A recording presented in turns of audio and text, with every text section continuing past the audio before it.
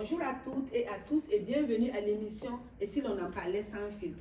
L'émission qui met en lumière les parcours inspirants, les rêves réalisés et les défis surmontés par les personnes afrodescendantes vivant dans notre belle province du Québec.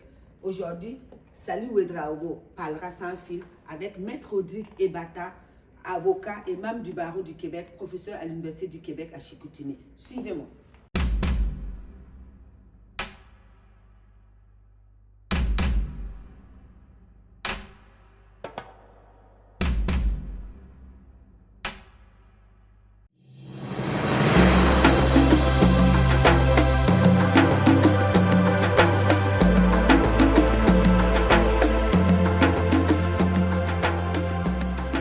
Parler sans filtre. Aujourd'hui, j'ai l'immense plaisir d'accueillir Rodrigue Ebata, avocat et membre du barreau du Québec et professeur à l'Université du Québec à Chicoutimi, au département des sciences économiques et administratives. Bonjour Rodrigue, bonjour. Comment vas-tu? Très bien, merci. Merci beaucoup de nous accorder du temps aujourd'hui pour notre nouvel épisode de l'émission « Si l'on en parlait sans filtre ». Peux-tu, s'il te plaît, te présenter un peu plus pour nos amis qui nous suivent ou qui nous suivront plus tard? Donc, je me présente, Rodrigue Ebata, avocat de formation. J'ai commencé ma formation à l'Université de Montréal où j'ai fait mon bac. J'ai aussi fait ma maîtrise en droit des affaires.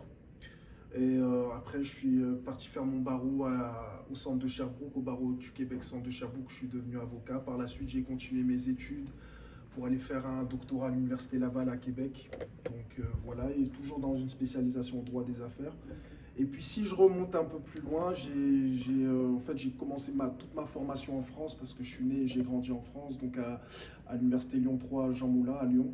Okay. Donc j'ai fait ma licence et mon master 1. Par la suite, je suis parti faire 1 an de formation en Angleterre à Kingston University. Pour étudier la common law, puis voilà, en gros c'est ça. Moi, si je brosse à grands traits mon parcours, c'est ça. Oui, c'est un parcours très inspirant, mais en préparant l'émission, il y a quelque chose qui me trottait dans la tête et j'aurais voulu t'entendre là-dessus. Qu'est-ce qui t'a vraiment attiré vers des études en droit? C'est une très bonne question. En fait, quand j'étais petit, il y avait une émission qui s'appelait Tribunal. En fait, c'était en France, on voyait des avocats qui plaidaient, puis j'avais 6 ans, 7 ans, et puis je regardais ça, puis c'était fascinant. En fait, la manière comment les avocats, ils arrivaient à capter l'auditoire, à défendre les gens, c'était vraiment aussi la manière comment ils plaidaient leurs dossiers, ils argumentaient, ça m'a toujours fasciné, puis j'ai toujours gardé ça dans ma tête. Et puis je vous cache pas que par la suite, c'était pas forcément mon premier choix en réalité. Okay. Moi j'étais vraiment intéressé par tout ce qui concernait l'histoire, donc je voulais m'orienter vers l'histoire. Et au moment de choisir faire mes choix à l'université, j'ai hésité entre aller en fac d'histoire, ça c'était en France. Okay. Et puis ma maman m'a rappelé tout de suite à l'ordre, elle m'a dit non, ne prends pas l'histoire, etc. Il n'y a pas de débouchés concrètes, etc. Tu sais comment ça se passe, les Africains c'est un peu compliqué, etc. Donc elle m'a dit choisis, sois plus pragmatique, va dans le droit.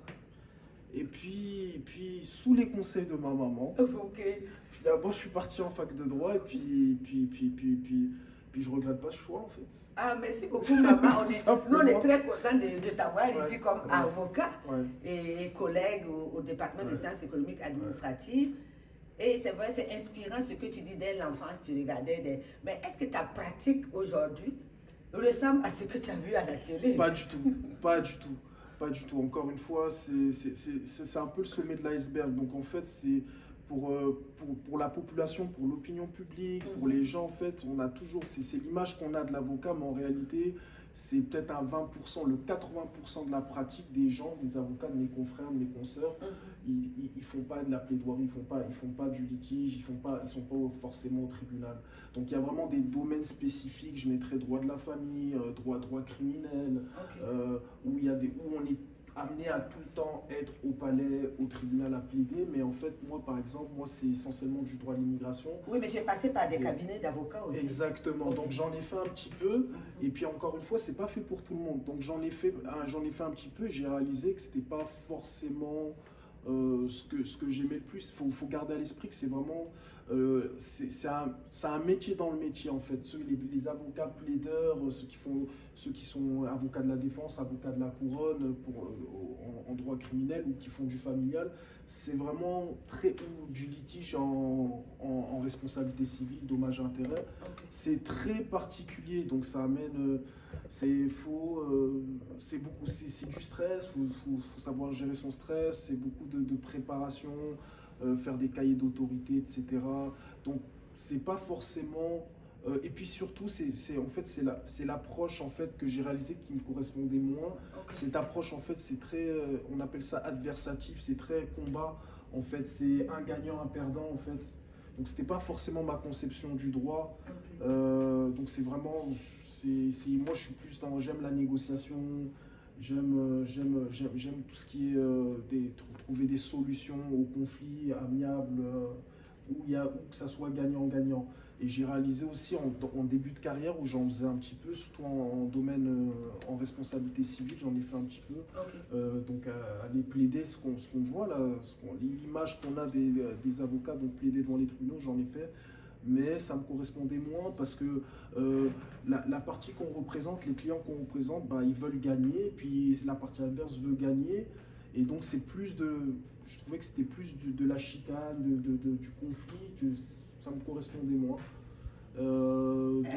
Est-ce que c'est dans cette recherche de consensus ou, si je peux l'appeler tel quel, qui t'a poussé à aller explorer des systèmes juridiques différents?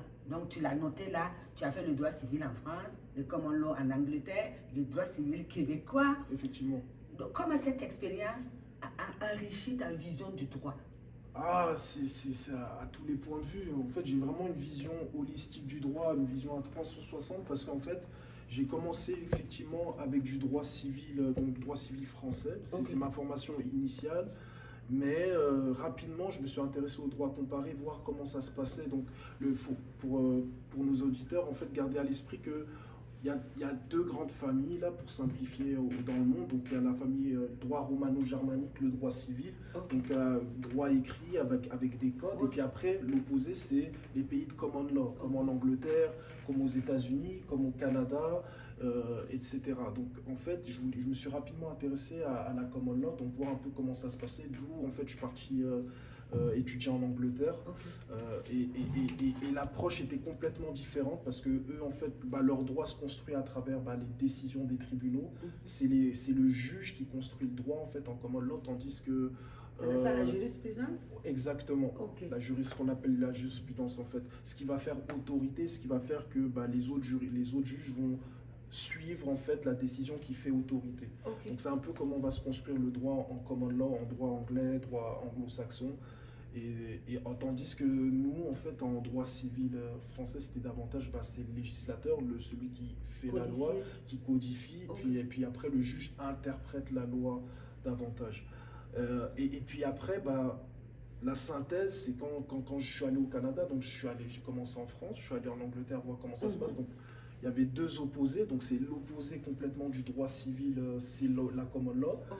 Et puis, ce qui était intéressant, le Canada, c'est un peu un entre-deux, c'est un mix, Oui. de par son histoire, de par la tradition. Il y a eu des Anglais, il y a eu les Français. Donc les Français ont apporté leur droit civil et les Anglais ont apporté leur common law au Canada, ce qui a fait une synthèse, une symbiose. Et au Québec, c'est un système bijuridique, donc il y a un aspect droit civil, mais au niveau de tout ce qui va concerner les citoyens face au gouvernement, à l'administration, ça sera de la common law en fait. Ok. Donc il y a un mix des deux, ça se ressent à travers les décisions rendues par les tribunaux qui vont être davantage détaillées, où il va vraiment expliquer tout son raisonnement comme en common law en fait. Ok. Donc c'est ça qu'on a au Québec et c'était vraiment un beau défi pour moi.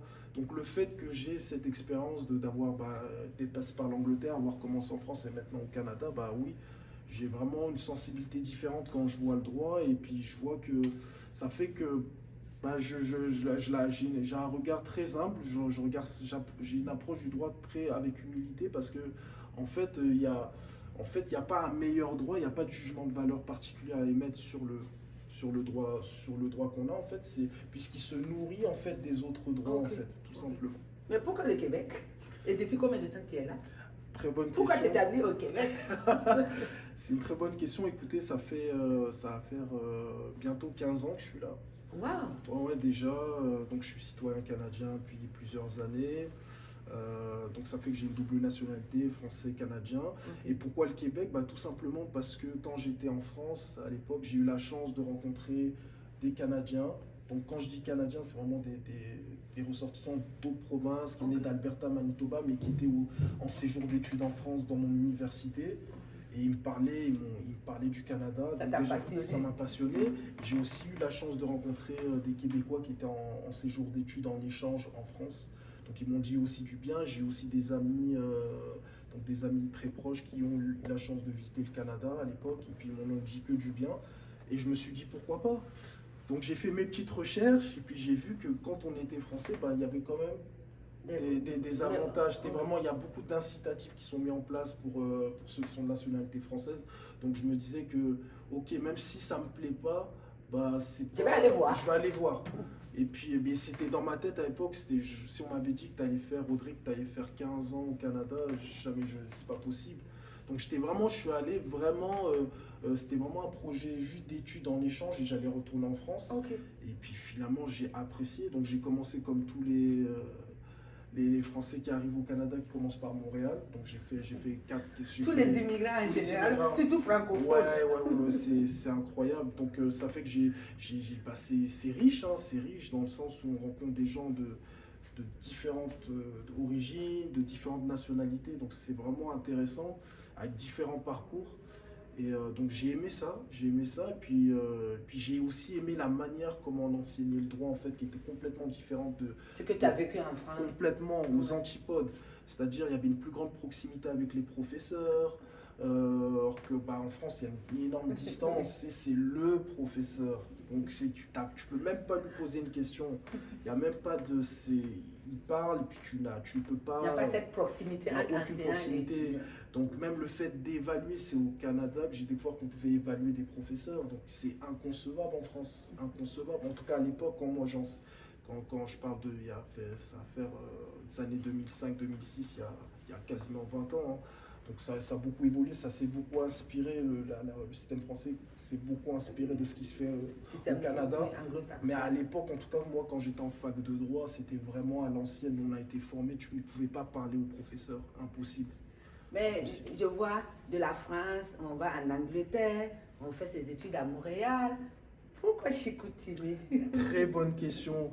Écoutez, nous, en fait, c'est une très bonne question. Moi, quand j'ai commencé, quand j'étais en école d'avocat, donc Au ce qu'on barreau. appelle l'école du barreau, Ok.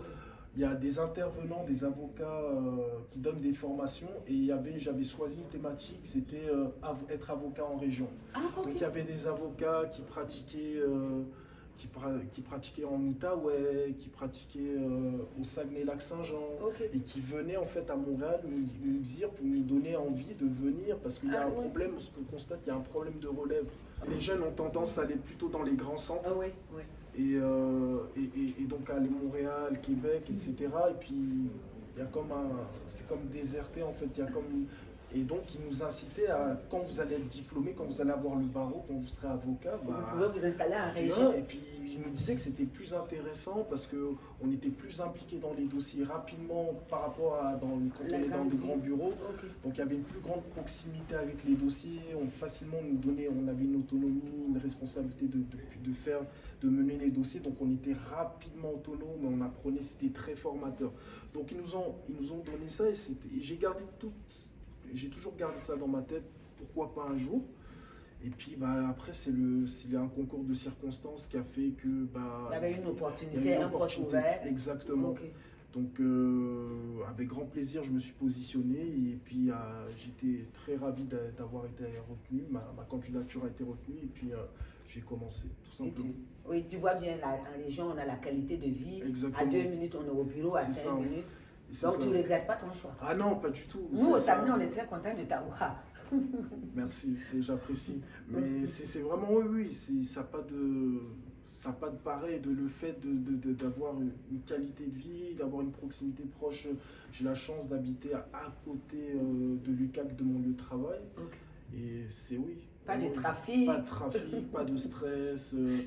Donc c'est ça, puis moins de dépenses, il y a beaucoup d'impact à tous les niveaux en fait. Et, ouais. En tout cas, Ouais. merci de partager tout ça avec nous.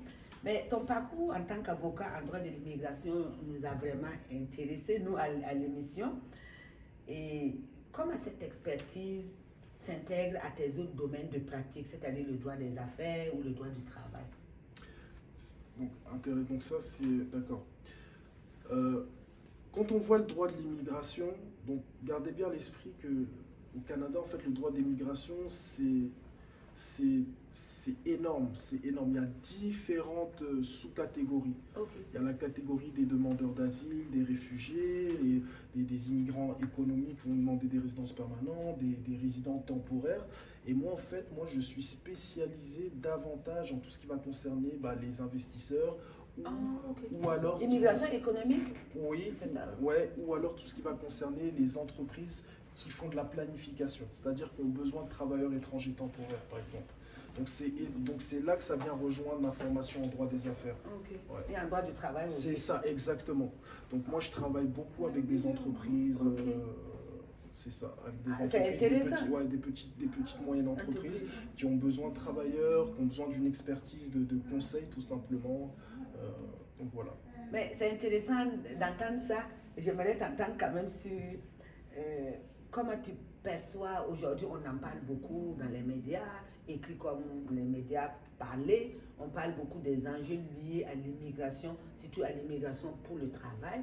Est-ce que tu peux nous partager quelques enjeux liés à cette mobilité des travailleurs immigrants surtout? Et est-ce que tu as des expériences que tu pourrais nous partager? Ouais.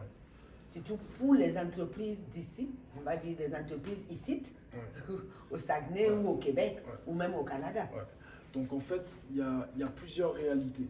Donc il y a la réalité des grands centres comme Montréal. Ok.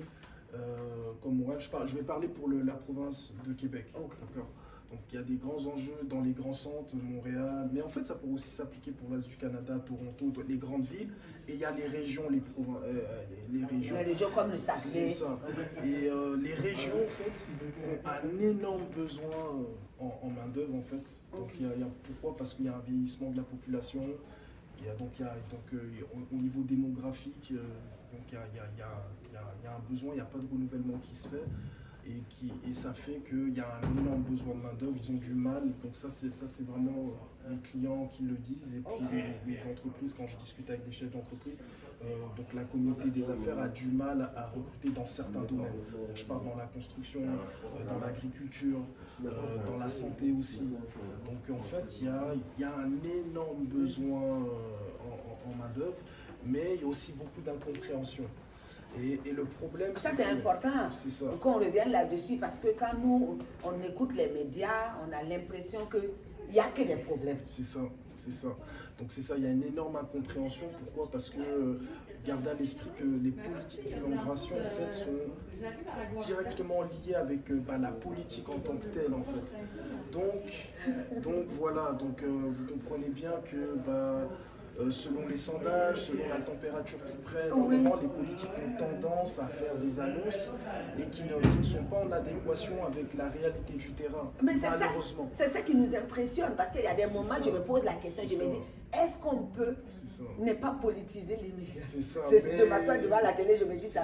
C'est ça. C'est difficile. Donc ça fait que ça nourrit des préjugés, sur les immigrants, sur ils sont pas compétents, oui ils viennent, ils vont pas, est-ce que ça vaut le coup de les recruter, etc. Est-ce qu'ils sont bien formés, est-ce que ça va me coûter cher, etc. Et puis le gouvernement dit que voilà, mais on arrive pas, ça pèse sur les services publics, ça pèse sur les logements, etc. Donc il y a beaucoup de choses, il y a beaucoup de déclarations qui sont faites dans les médias récemment, et ce qui fait que ça fait une incompréhension. Oui, pour nous, le commun des mortels, c'est C'est ça. une incompréhension C'est parce ça. qu'on se dit, Ouais. qui croire? C'est ça. Surtout qu'on n'a pas de données probantes, nous, Exactement. pour pouvoir dire que celui-là, il dit c'est vrai, celui-là, ce qu'il dit, c'est pas correct. Souvent, c'est très, très difficile. Mais on le sait, dans tous les pays, les enjeux de l'immigration, tous les pays développés les vivent aujourd'hui. Donc, nous, on compte sur vous, avocats, chercheurs, pour nous amener des données probantes ou pour nous éclairer souvent. C'est ça. Parce que Donc, c'est très complexe. je vous cache pas que, par exemple, ce qui pose problème en ce moment, et ça, c'est je le vois avec que ce soit avec la clientèle, avec des entreprises, c'est la question du permis fermé.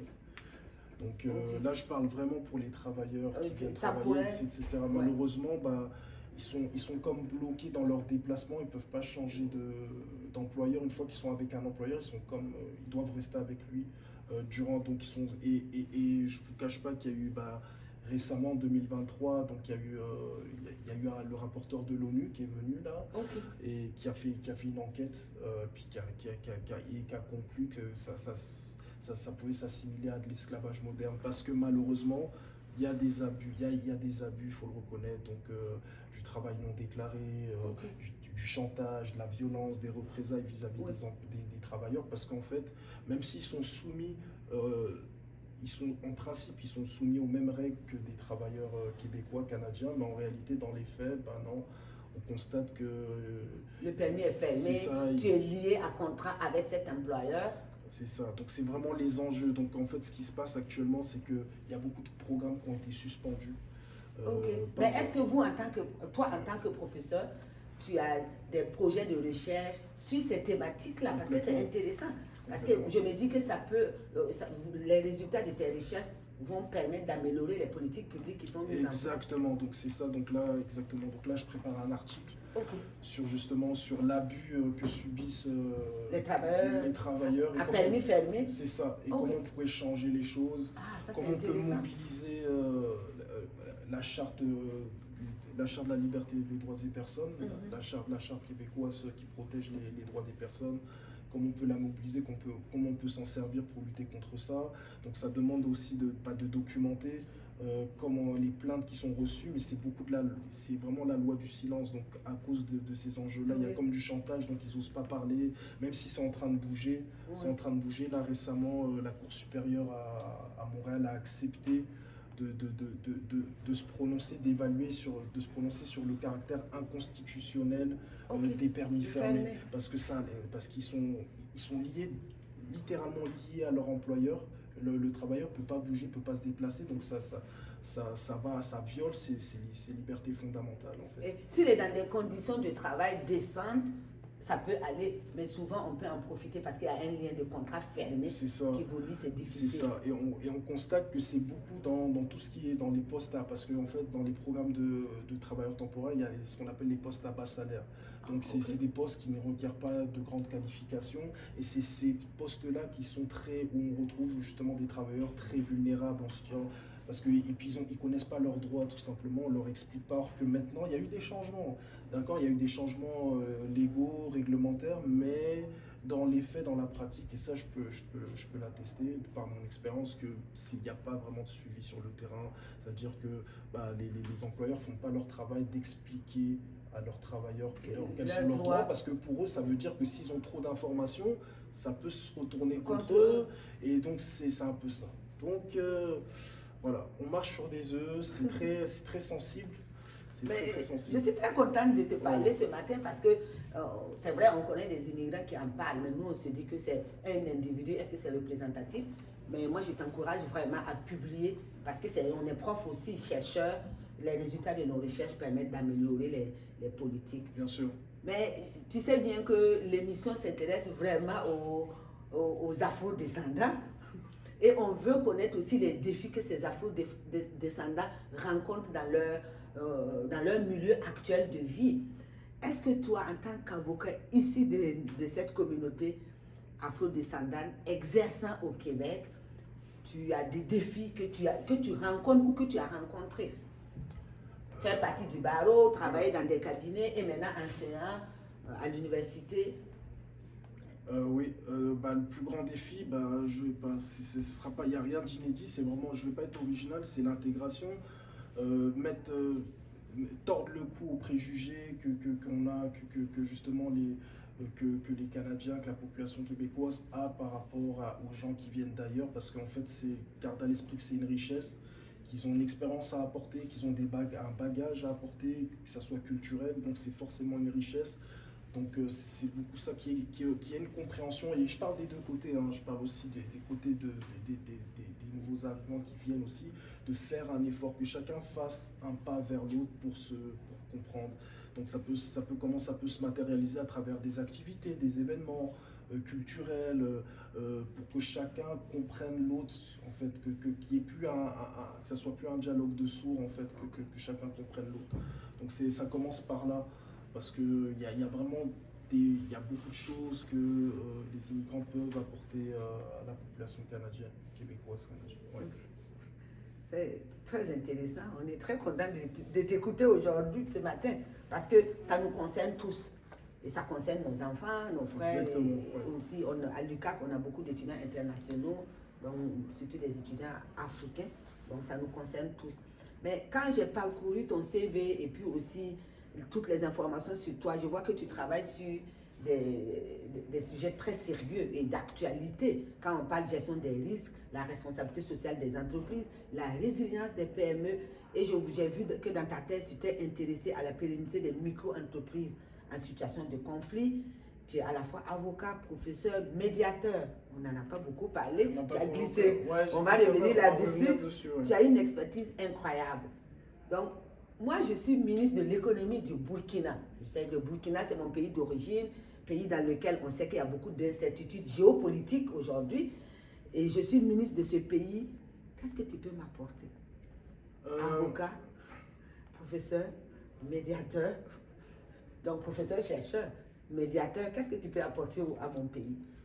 Ce que je pourrais apporter, c'est l'expertise, mais surtout que les jeunes, que les jeunes aient des modèles, en fait, se dire des modèles de réussite, qu'au niveau, qu'on puisse travailler au niveau de l'éducation, de la formation des jeunes, qu'on puisse les inciter à entreprendre et qu'on puisse les soutenir aussi financièrement.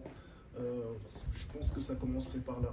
Vraiment un soutien, un vrai soutien, une compréhension, et puis que les modèles économiques que nos pays ont tendance à adopter, en fait, qu'ils soient vraiment en lien avec les réalités du pays. Ouais, pas les prendre comme ça, parce que ça s'applique souvent à des pays, les pays du Nord, pays occidentaux, etc., industrialisés. Et est-ce que c'est qu'il faut les adapter, il faut les adapter à nos réalités, à nous. Ma fille veut être avocate. Elle m'en parle tout le temps. Ouais. Et elle a des doutes, elle a des questionnements, elle est afrodescendante. Quel conseil tu pourras lui donner pour la convaincre vraiment à foncer? C'est l'avocat, donc ça, je ne sais pas si vous avez peut-être entendu parler de ça, mais on dit que le droit, ça mène à tout. Donc, le domaine qu'elle choisit, c'est un excellent domaine. Donc, c'est sûr que c'est sûr que là, je prêche un peu pour ma paroisse, mais c'est ce qu'on veut aussi, parce que c'est surtout nos jeunes enfants afro-descendants dans une communauté, c'est vrai, et ils sont bien intégrés, ils s'identifient à la communauté, mais ils se posent toujours des questions parce qu'elle ne voit pas beaucoup d'avocats noirs où elle étudie, où elle va dans les cabinets. Et j'aimerais quand même, prêche bien pour ta paroisse, pour la convaincre en tant qu'afro-descendante. Est-ce qu'il y a des défis? Est-ce qu'il y a des opportunités? Qu'est-ce qu'elle doit vraiment faire pour se démarquer, en fait? Travailler fort à l'école, donc c'est une phrase bateau, mais oui, déjà ça commence par là. Donc elle ait des excellentes notes académiques, dépendamment de ce qu'elle veut faire. Mais je ne vous cache pas que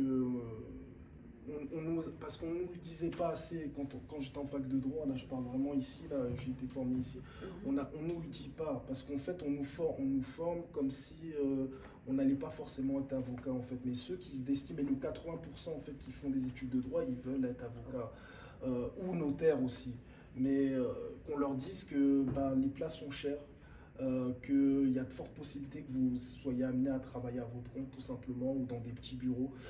Souvent, parce qu'on a tendance à penser que tout le monde va travailler dans des grands bureaux, dans des grandes firmes à Montréal, etc. Mais il y a beaucoup d'appelés, il y a peu d'élus malheureusement. Et donc, il faut qu'elle travaille fort pour se distinguer. Ça, c'est le critère le plus objectif possible, c'est les notes, son dossier académique. Donc, ça commence par là. Après, qu'elle soit curieuse, qu'elle s'intéresse à l'actualité, parce que le droit est vivant, ça change. Donc, il faut vraiment qu'elle s'adapte. Et puis, qu'elle n'hésite pas à, dès la première année, dès les premières années, à même faire du bénévolat, faire du pro bono, voir un peu comment fonctionne un cabinet, un bureau d'avocat, en fait. Comme ça, et puis qu'elle voit en fait différents, parce que le droit c'est très vaste, hein, il y a différents domaines, donc déjà qu'elle voit, qu'elle développe un intérêt en fait, qu'elle cherche c'est quoi sa voie, parce que c'est tout un monde qu'elle va découvrir là.